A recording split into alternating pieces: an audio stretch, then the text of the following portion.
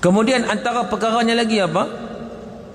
Satu fenomena, banyaknya kematian mengejut. Kematian mengejut, tuan-tuan, itu tanda akhir zaman. Mati mengejut. Disebut dalam hadis daripada Anas bin Malik, memberitakan hadis secara marfu' dalam riwayat At-Tabarani dalam Mu'jam Awsat. Nabi SAW bersabda, inna min amarati sa'ah an yadhhara mautul faj'ah, iaitu antara tanda-tanda kiamat ialah banyaknya berlaku kematian mengejut, kematian mendadak. Tuan-tuan, kita boleh tengok benda ni dengan jelas pada hari ini. Zaman dulu kita boleh saksikan betapa orang nak mati tu dia ada stereotip, tuan-tuan.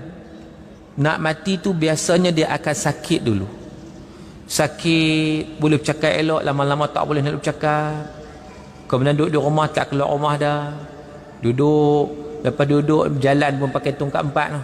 Mula tongkat 2 tu tongkat 4. Lepas tongkat 4 tak boleh berjalan dah, duduk. Orang pun tolong apa-apa tu baring. Baring lama orang baca Yasin. Yasin orang kata lorak dah. Orang kata lorak dah ni.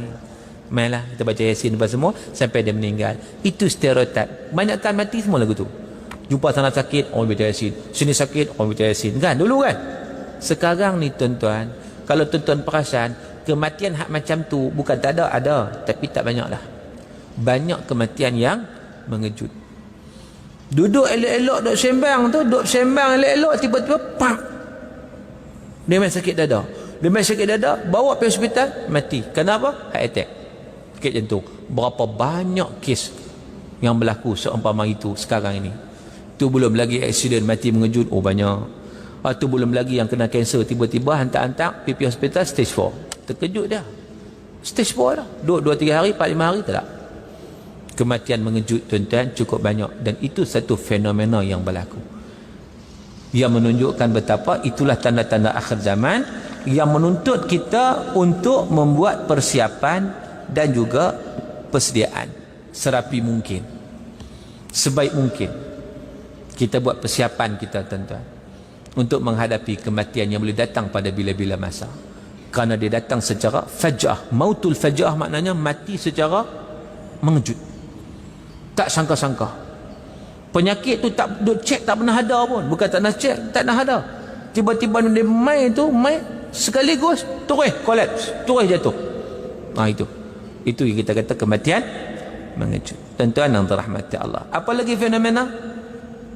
Fenomena yang berlaku yang bukan menunjukkan buruk dah, bukan benda buruk, tapi benda fenomena, iaitu bumi Arab akan kembali menumbuhkan tumbuhan hijau dan bersungai.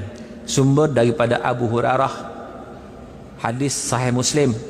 Nabi SAW bersabda, la taqumu sa'ah hatta ta'uda ardul Arab murujan wa anhara. Tidak akan berlaku kiamat sehingga bumi Arab kembali berumput, tumbuh-tumbuhan dan bersungai, mempunyai saliran air. Tuan-tuan, kalau perasan baru ni ramai duk share di Facebook. Kan ramai lah orang pergi Mekah. Dulu orang pergi Mekah tak macam sekarang.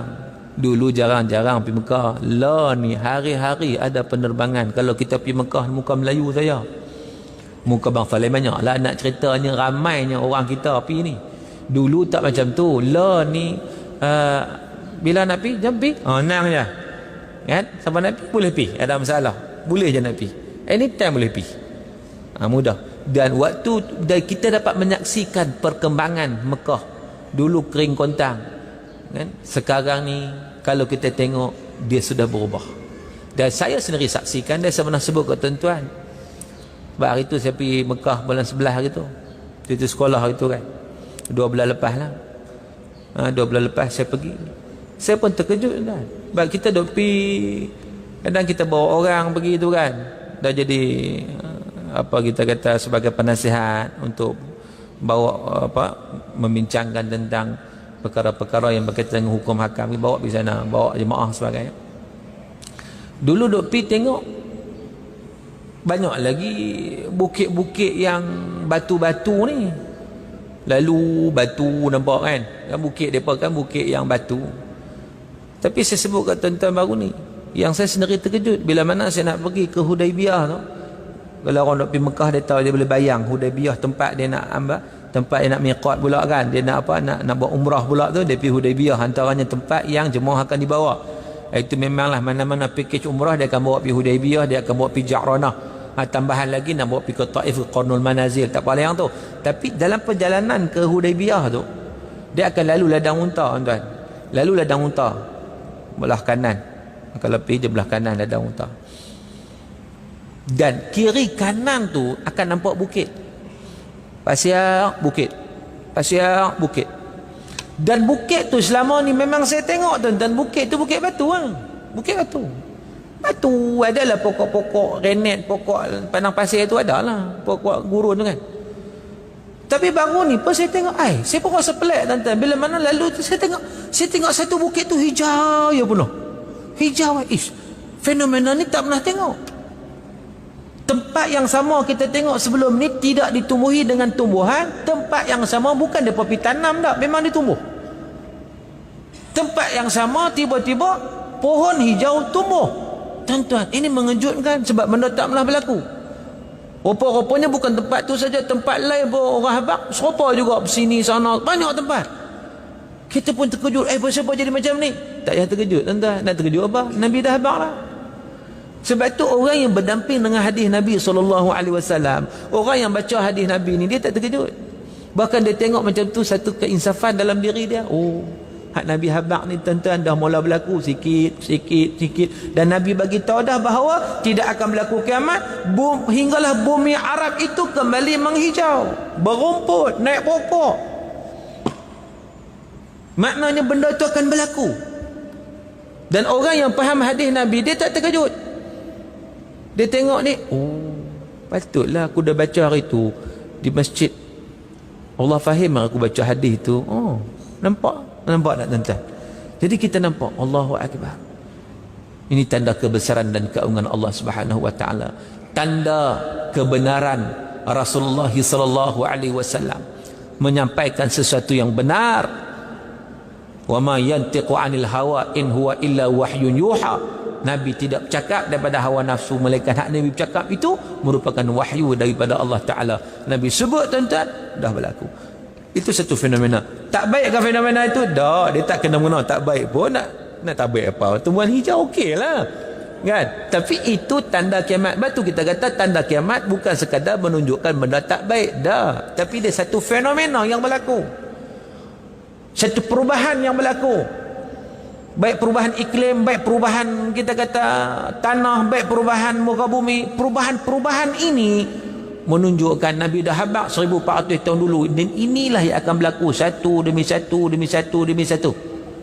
Dan ianya sudah kita saksikan di depan mata kita, tuan-tuan. Kalau tak beriman lagi tak tahulah.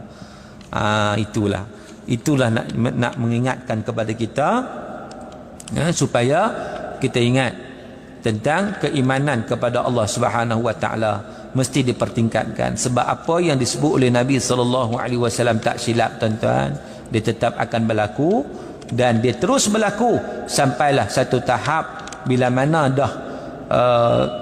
dah kita kata dah berlaku secara meluas, kan? Secara meluas, maka dia akan pergi kepada petanda-petanda yang lebih besar daripada itu. Bila sebut petanda-petanda yang lebih besar, masuk waktu dah. Petanda-petanda lebih besar, maknanya barulah kita makin menghampiri satu saat yang memang jelas disebut dalam banyak ayat dalam Al-Quran. Idza zulzilatil ardu zilzalaha dan sebagainya.